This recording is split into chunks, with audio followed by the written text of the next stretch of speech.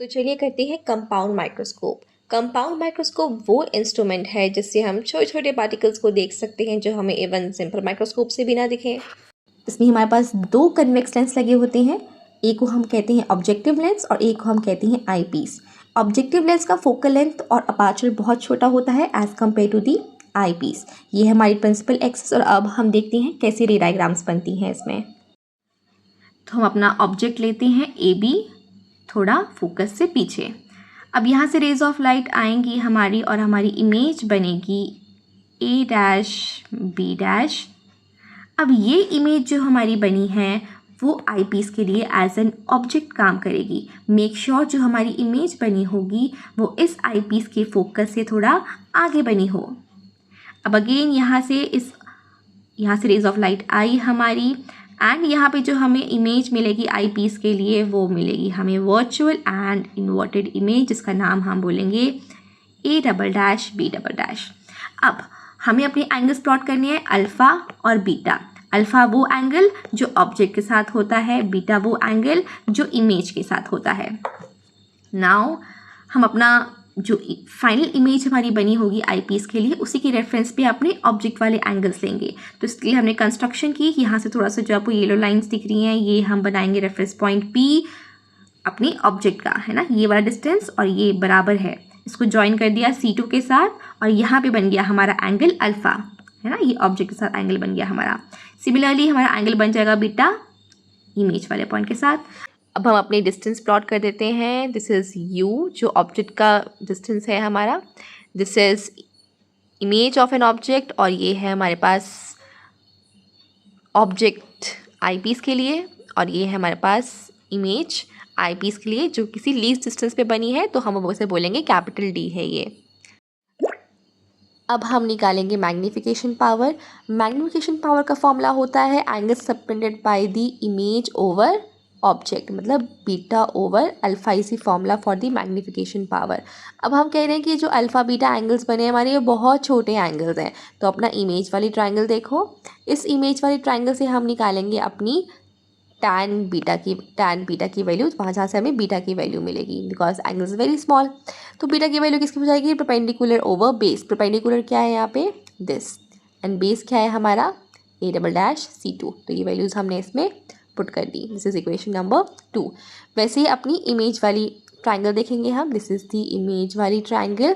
यहाँ से हमारे पास परपेंडिकुलर है पी ए डबल डैश और बेस हमारे पास है ए डबल डैश C2।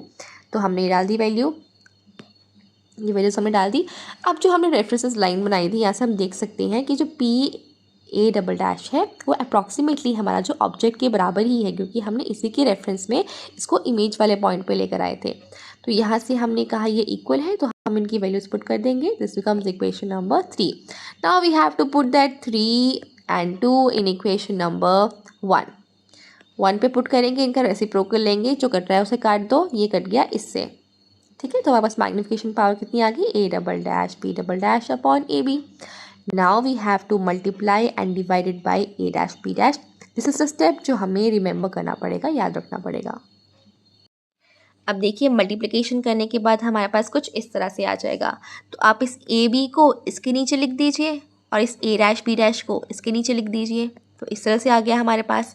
अब आप देख सकते हैं, हमें पता है कि लेंस फॉर्मूले में भी हमने पढ़ा था कि जो मैग्नीफाइंग पावर होती है, जो मैग्नीफिकेशन होती है वो किसके बराबर होती है, V ओवर U के बराबर होती है ना। तो वैसे ही आप देख सकते हो कि ए डैश बी डैश क्या थी, V थी, और ए डैश बी डैश क्या था, ऑब्जेक्ट था, है ना। तो ये V ओवर U बन गया किसके लिए, इमेज के लिए, ये रखा हुआ है।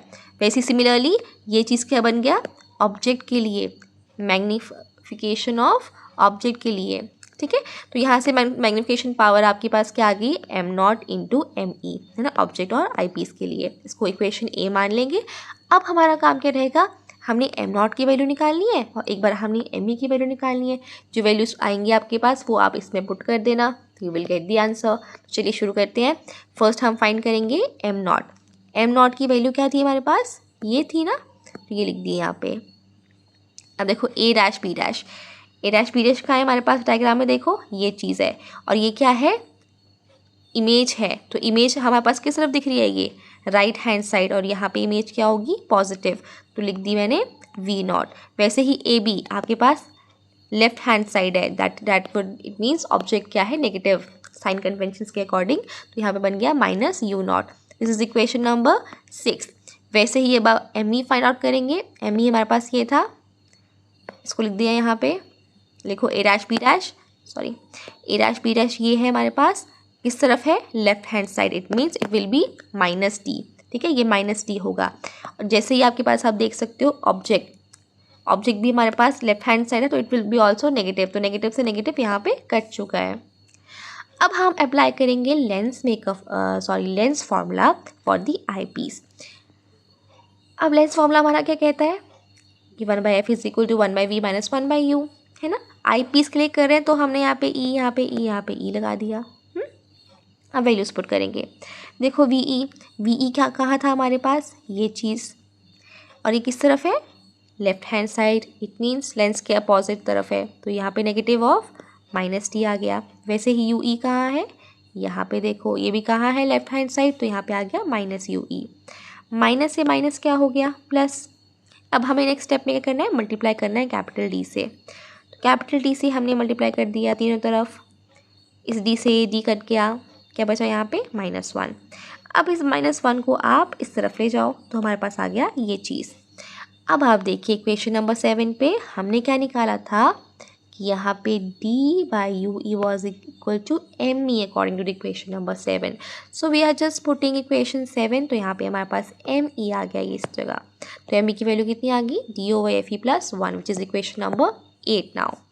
अब हमारे पास एम ई की वैल्यू भी आ चुकी है, हमारे पास एम नॉट की वैल्यू भी आ चुकी है। इन दोनों वैल्यूज़ को हम पुट कर देंगे इक्वेशन नंबर ए पे, यहाँ पे वैल्यूज़ पुट कर देंगे and you will get this answer.